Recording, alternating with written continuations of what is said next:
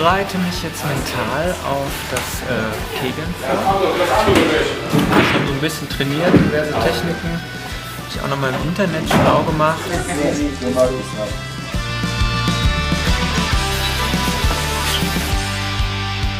Das Bowling der 90er, der 80er, egal.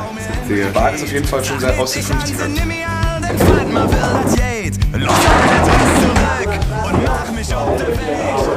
Wir haben ja gesagt, dass wir die Fans gewinnen lassen.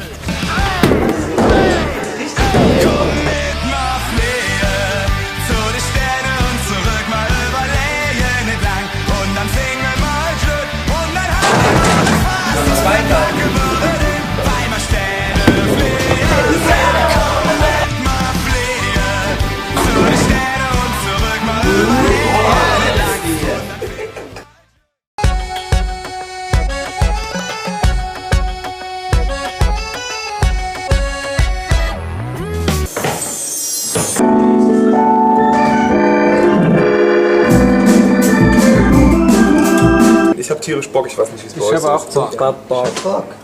Etienne Casala! Wir sind wahnsinnig gespannt und aufgeregt, dass wir endlich wieder auf die Bühne gehen dürfen. Und ich hoffe, wir haben einen schönen Abend zusammen. Viel Spaß.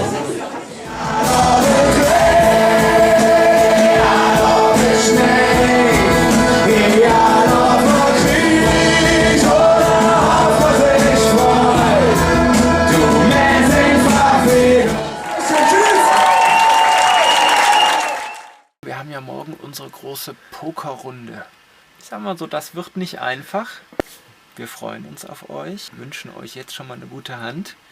Ihr werdet sie brauchen.